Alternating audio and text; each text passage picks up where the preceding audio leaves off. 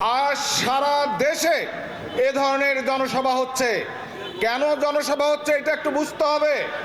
জনসভা হচ্ছে এই ফ্যাসিস্ট, চাঁদাবাজ, অর্থ পাচারকারী এই সরকারকে এদেশের ছাত্র জনতা বিএনপির দীর্ঘদিনের আন্দোলনের সংগ্রামের মধ্য দিয়ে বিতাড়িত করেছে। বিতাড়িত হওয়ার পর তারা ভারতে আশ্রয় নিয়েছে। ভারতে আশ্রয় নিয়ে ওই দিল্লি, মোদি এবং শেখ হাসিনা এক হয়ে আবারও আমাদের গণতন্ত্র, স্বাধীনতা, সার্বভৌমত্ব নিয়ে ষড়যন্ত্র শুরু করেছে।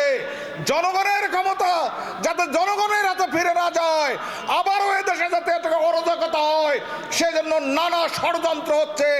এই ষড়যন্ত্রকে মোকাবেলা করার জন্য বাংলাদেশের শহীদ জিয়ার সূর্য সৈনিকরা যাতে সজাগ থাকে, সেই সজাগ করার জন্য সারা দেশের রাজপথে শহীদ জিয়ার সূর্য সৈনিকরা রাজপথ উত্তপ্ত করেছে এবং এই সরকারকে জানিয়ে দিচ্ছে এবং আন্তর্জাতিকভাবে মোদি যে ষড়যন্ত্র করছে, ভারত যে ষড়যন্ত্র করছে, সেই ষড়যন্ত্রকে মোকাবেলা করার জন্য ঐক্যবদ্ধ থাকার এবং সজাগ থাকার আহ্বান জানিয়ে আমাদের প্রধান নেতা আজকের আমাদের যিনি প্রধান অতিথি, তার কথা শোনার আহ্বান জানিয়ে সৈয়দপুরবাসীকে আমরা বলতে চাই, সৈয়দপুর বিএনপি আমরা আছি।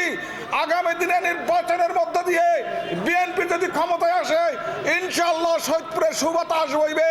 সৈয়দপুরের সর্বস্তরকে মানুষকে নিয়ে সাথে নিয়ে আমরা সৈয়দপুরের সর্বস্তরের উন্নয়ন ঘটাবো, এই আশাবাদ ব্যক্ত করে সৈয়দপুরবাসীকে আমাদের সঙ্গে থাকার আহ্বান জানিয়ে আমি আমার কথা বলা শেষ করছি।